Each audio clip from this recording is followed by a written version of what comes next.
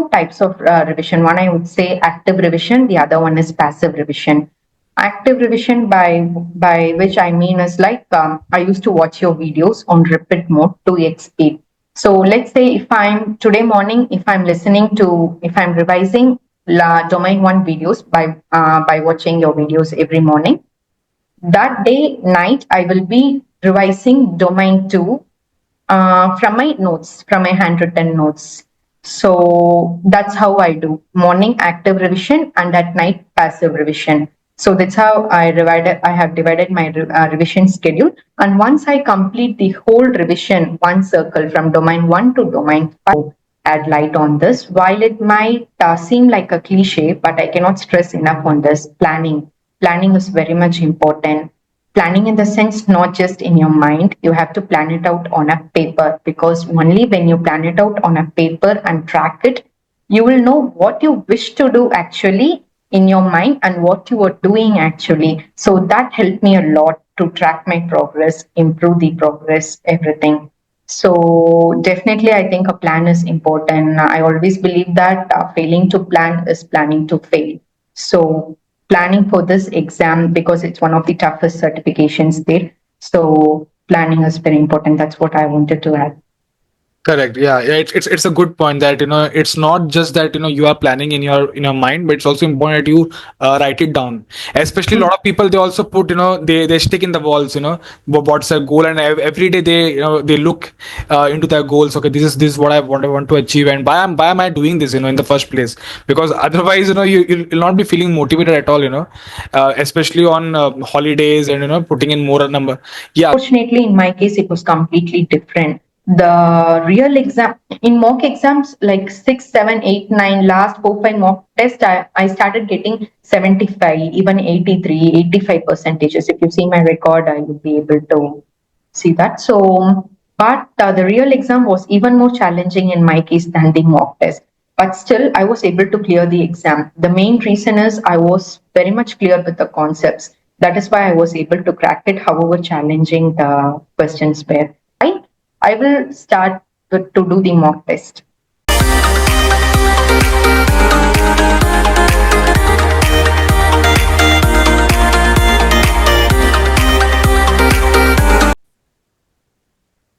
Hello everyone, welcome to CISA-This-Much. This is Aaditya, and today we have with us Sowmya, who has recently qualified CISA. Sowmya, first of all, heartiest congratulations for qualifying CISA. So before I ask you any questions, I normally ask this first question: How are you feeling?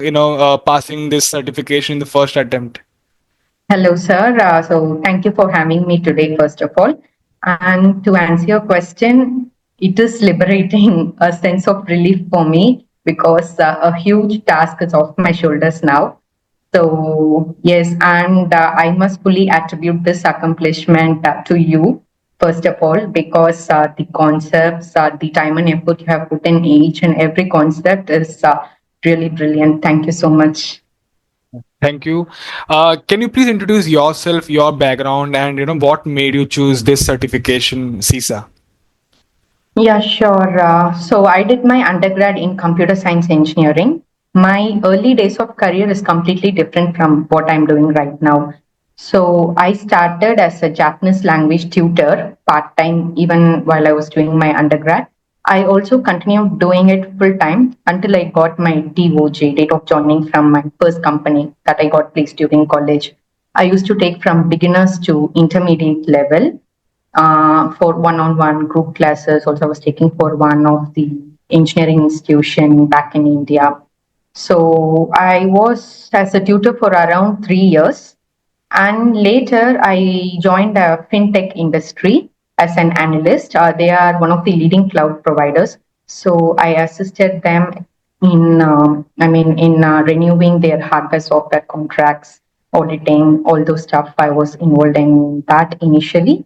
And later, during initial period of 2019, I moved to Japan as a network engineer. So there I was involved in cloud infra, mostly developing servers, deployment of servers, all those stuff. And later on, I went to do data center operations like configuration of VAPs and proxy servers, all those stuff. Also, I had the chance of doing content creation, I mean, technical writing, creating operational procedure, manuals, guidelines for AWS services like IAM and so on. That was like a calm in the storm kind of period. I really enjoyed doing technical writing as well. And that was like a mini project for in-house purpose. And then, so my major part of career is in networking, cloud, infra, all those stuff. And now what I'm doing currently is completely different from my background. As an IT auditor, I do ITGC, ITC, and cybersecurity audits. That's Got all. it. So who introduced you to this field? Because normally, since since you were working in pure hardcore IT field, right? And like, did you find more opportunities in your organization for this GRC? Uh, who introduced you basically? Because normally what I have seen is that people who are from audit background or people who are from commerce and finance background, so they know about this field, right? IS audit, GRC roles. A person who is working in the core infrastructure, field, most of the times, I haven't seen them being aware of about these fields as such, IS audit. So yeah, so can you please highlight on that part? Yes, you are absolutely right. Because even for me, before entering into this job, I never knew such a domain existed. So actually, to be honest, I was pushed into this job because when I moved to Malaysia from Japan, that is the time when this COVID, everything was settling down. So nobody was ready to, employers were not ready to sponsor visa for a foreigner for various reasons. So I did get job in the domain of networking or infra or those stuff, but where I will not be able to use my Japanese language. And on the other side, I also got a job in customer support where I will be utilizing my full Japanese proficiency, but no tech. But I waited for solid around 11 months where I needed a job where I can use both my tech and Japanese because I cannot give up on both. So that is when I got an opportunity for IT audit. The both my manager, top management directors, everybody trusted me. I went through a multiple level of rounds to get through this job. That's how I landed in IT audit. But still, I had a lot of questions before entering into this domain because I never knew there is such a domain previously. And then I started enjoying this field as well. It's a very unique one. It's equally challenging as my previous role. And then I decided to continue my career in this field. And to answer your second question, I started CISA when, like initially when I joined the company, for initial 5 to 6 months, it was low season. So no more audits, all those stuff. I'll be having work like 1 or 2 weeks, and then 3 weeks will be a break. It was kind of not very busy season. So that's when I decided to do CISA. All right. So, I mean, did they ask you to do CISA from the time you joined the company in that particular field, or was it like your decision? Let me, like, since I'm working in this field, let me do something. So was it your decision, or did your employer ask you to go for this certification? It was absolutely my decision. But of course, during the interview, they questioned me about CISA. Do you have CISA? Or do you know about CISA? But I was blank at that point of time. But later on, my main notion for taking up CISA is to grasp the basic of this domain IT audit because I'm completely new. My main notion was to learn the concepts clearly. That's why I started with CISA. But later on, when I got introduced to your course, yeah, your sessions were very much interactive and gave me confidence that I will be able to do this exam myself because my managers, everyone suggested that I have spoken to a lot of my colleagues about the CISA exam. Everyone tells that at least you'll be requiring 5 years of experience, minimum 4 years of experience, and so on. So I didn't have that confidence to take up the exam. But once I enrolled your course and started learning the concepts, dive deep into it, I gained the confidence to crack the exam. Got it. Thank you. I'll be asking you more questions into that. But before that, since you're a full-time working professional, you have mentioned that. So, was it difficult for you to manage your studies, with the work pressure, or like you had your mind that okay, now I need to clear this exam in next maybe like 3 months or 4 months, whatever. So, did you have that goal in your mind, and you were able to devote, maybe 2 hours or 3 hours, whatever, every day, or was it like you're only devoting few hours on weekends, and you are okay? I mean, you were studying some days and you were taking off some days. Like, what was the schedule, and what was basically your strategy and your goal?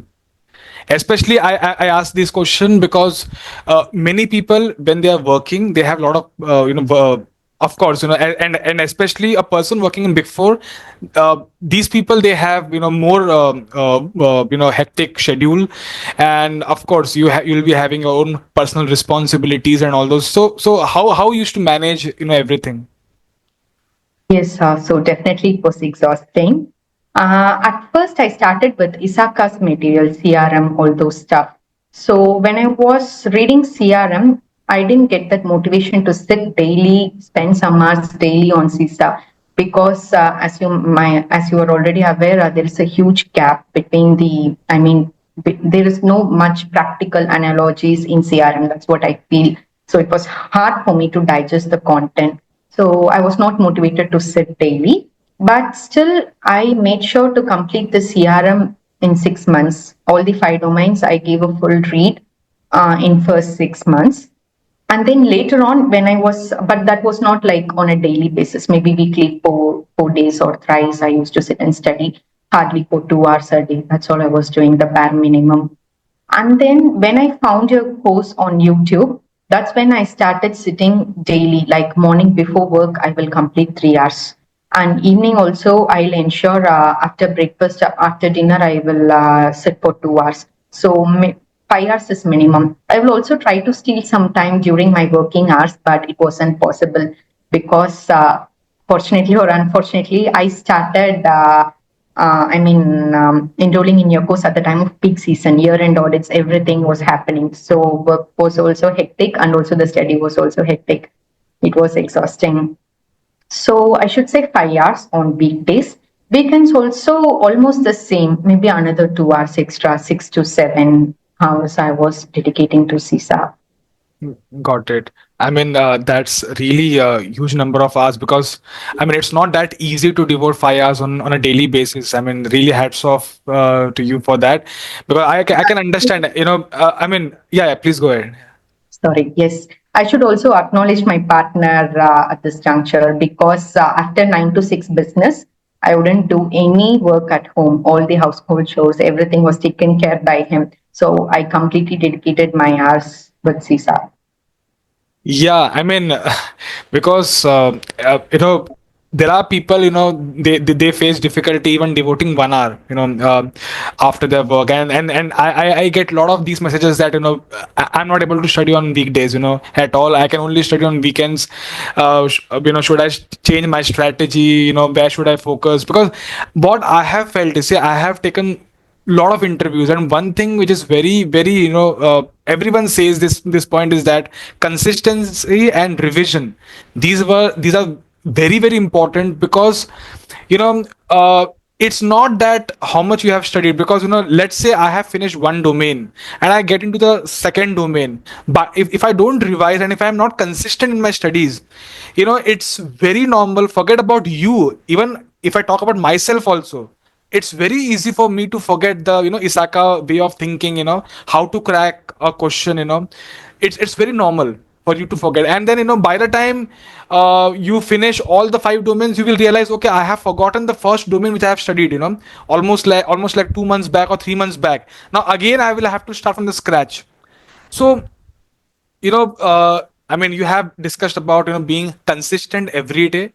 So what was your strategy with regards to the revision part? Because there are five domains, lot of syllabus, and even amendments got introduced last year, right?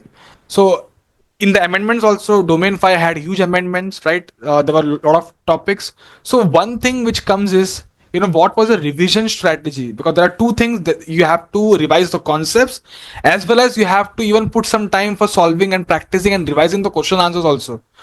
Okay, so what was your strategy for the revision part? So yes, as you rightly mentioned, my strategy is also revision. I kept on revising the concepts. So I did two types of revision. One, I would say active revision. The other one is passive revision.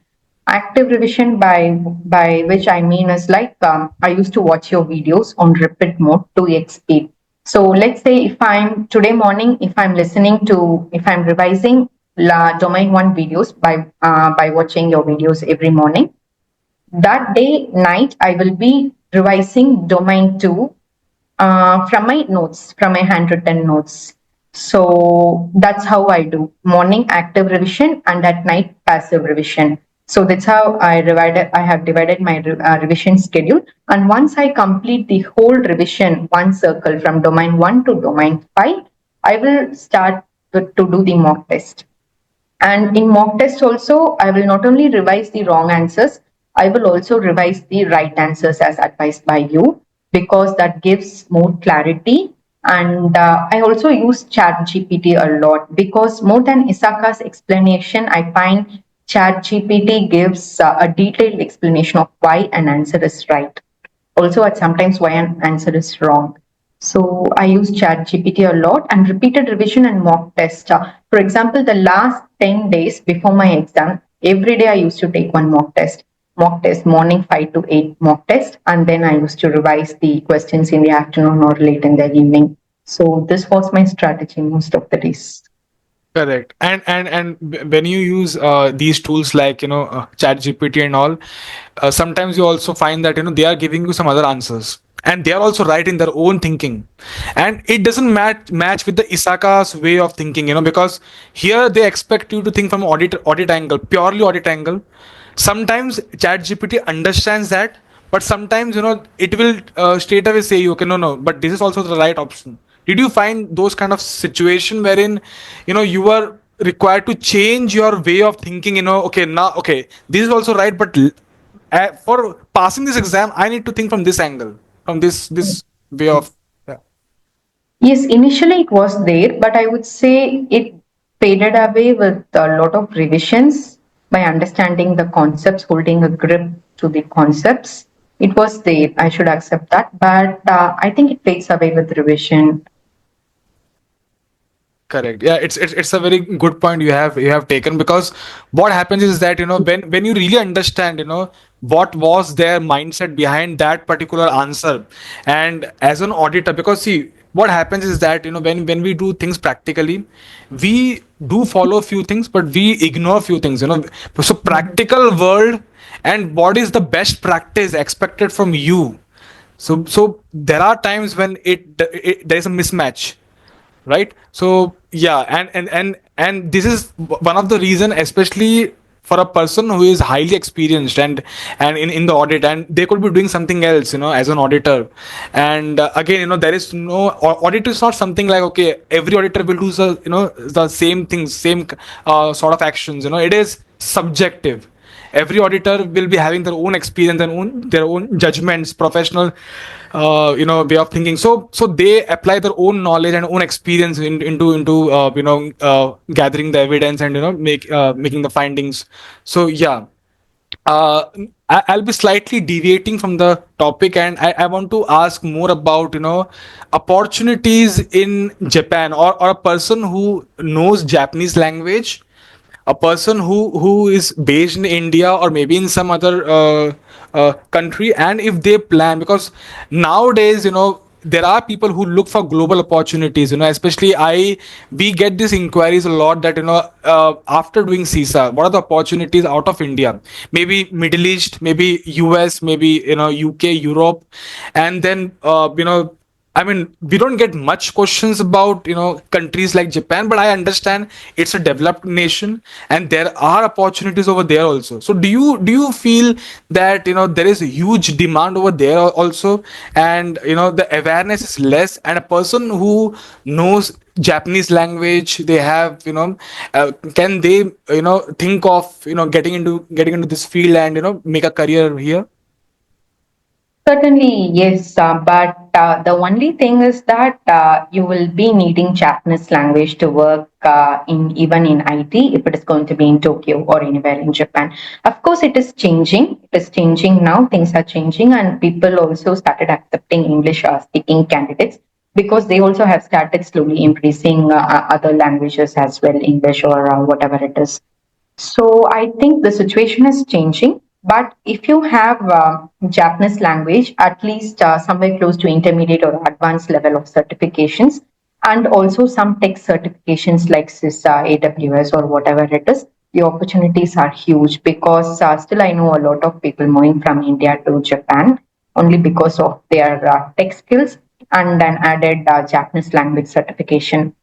So the opportunities are huge, and Japan is an amazing place to live in. So I personally love Japan. So anyone who's thinking of moving to Japan, language will be a must for them to master. Correct. Yeah. Thank you for that information. Thank you. Yeah. So I think you have answered almost all the questions. Just one thing. Any challenge you have faced during this entire journey, which you feel okay. I mean, this is something I had to because what happens is that when you are studying for a maybe like 3 months, 4 months, 5 months, 6 months, right? uh, Definitely, you enjoy studying. Once you clear the exam, you feel okay. Now I have studied a lot. I cleared my exam, but then there are few things which you had to sacrifice. There would be some challenges in this journey, which you would like to share with us. Yes, of course. I think first of all, finding the right material, right resource for studying is very much important. Taking notes as well, but I don't know where to start, where to end. So I just kept reading it blindly. And then I somehow convinced to purchase your course. I have been watching your videos right from the start when I decided to do CISA. But for some reason, I went with the ISACA materials, and later on, I also spoke to one of your students over LinkedIn, and she personally gave me a very positive feedback about the course because, to be honest here, I have been previously scammed by some online course. Scam in the sense, a very reputed author. I purchased the course, but it wasn't up to the mark. I wasn't satisfied with the course. So I wasn't ready to spend the amount on another online course. So she encouraged me to purchase the course. First, I reviewed the domain to which you have on YouTube. After watching the video, 7 hours of video, all the gap that I had between ISACA and the real concepts, everything got merged. I could map every concept to the practical analogies that you have discussed. It was amazing. And the next moment I purchased your course. So I need to complete the exam before certain date. So that was a challenge for me. So that's the reason I was more self-driven and motivated to finish the exam before the deadline they have mentioned. That was the one thing. And another one thing I need to mention is that whomever I got appointed for this CISA exam, regarding the CISA exam, everyone advised me that mock exams are very hard than the real exams. So in mock, if you are getting above like 60, 65, in exam you will get 85%. That's what they have told me. And also, if you remember, during my first mock test, I just got 59%. I just messaged you and I was very much worried. Like after 4 rounds of revision, I just got 59%. But even you advised me that mock exams are very hard. So in real exams, definitely you'll be getting at least 10 or 20% than this. But unfortunately, in my case, it was completely different. The real exam, in mock exams, like 6, 7, 8, 9, last 4, 5 mock tests, I started getting 75, even 83, 85 percentages. If you see my record, I will be able to see that. So, but the real exam was even more challenging in my case than the mock test. But still, I was able to clear the exam. The main reason is I was very much clear with the concepts. That is why I was able to crack it, however challenging the questions were. So that's the one point I would like to mention, like how important your concepts are. Correct. Yeah, yeah. I mean, I completely agree with you, and this is also one of the reasons. I always advise that everyone that there is no shortcuts here. Because I haven't seen a single case, a person who has consistently studied, done the full revision, gone through all the concepts, practiced the official question answers, the mocks and everything. And even if the exam was difficult, they were able to clear. Even if the questions were out of box, they were able to handle. The only reason was of because of their hard work and the efforts which they have put in. And that is also one of the thing I want to add and highlight here. Whatever she has spoken, that spending 5 hours, spending 2 additional hours on weekends, that is 7 to 8 hours on weekends, these things, it might sound very, very, I mean, it's okay, anyone can do that. But trust me, you do this, try to sit on a weekend, you start putting 8 hours, you will understand that, maybe there are days when there are holidays, everyone are maybe doing the parties, they are celebrating, and you are sitting at your home and you're studying. It's not that easy, because see, having a goal and going and actually being in that path, that is altogether two different things, because you can visualize a lot of things. I can visualize that I can do this thing in a span of maybe 6 months or 1 year, but actually being and implementing, and going in that path, so that is altogether different story. So definitely lot of, behind this success, a lot of credit goes to your hard work and putting in that efforts and trusting the entire process. So hats off to you for that. And Thank you, sir. yeah, and But I also really need to appreciate the fact that your content is just brilliant. Because let's say if we want to if we want to understand a cybersecurity solution based farming attack, you can just teach us what is farming attack and just go off. But you have gone into the depth of DNS server, how it works, everything. Only if we understand DNS server, we'll be able to understand the farming concept. So that's what gave me a strong grip in with all the advanced cybersecurity solutions, be it AI, quantum computers, whatnot, you name it, we have it in CISA. The syllabus is huge. So a great part I will definitely attribute to you, sir. thank you so much for addressing that point. With that point, one question came in my mind about the amendments part, and I was about to ask you this question: did you find the questions difficult from the amendments in the exam? Like, did you find a lot of questions are being asked from the amendments? I have heard mixed opinion. I have heard from the people that approx 20% they're asking for amendments, rest 80% they're still asking from the old syllabus only. So, what was your experience for the amendments part? Actually, what I feel is like maybe for someone who had also studied the old syllabus and also studying the new syllabus, amendments may be a tough thing. But for me, as a whole, this is the syllabus. That's all for me. So, but still, I'm glad that I have attended my examination in this new syllabus because there are a lot of concepts, lot of technology improvements from 2019 to till now, from the old syllabus to the new syllabus. So I'm glad that at one go I was able to get hold on all of the new technologies, new concepts in trend. So, and to answer your another question, actually I don't remember because it was exhausting already. If, all the 150 questions, every question different scenario. I was sitting in the exam hall until last 30 seconds. Only at the last 30 seconds I submitted. But I remember there were questions from the new amendments as well. A lot of questions. Maybe I can just list it out later and WhatsApp you so that you can share it with your students. Sure, sure. Thank you. So, thank you so much for sharing your entire journey with us. I'm sure that your interview will help a lot of people.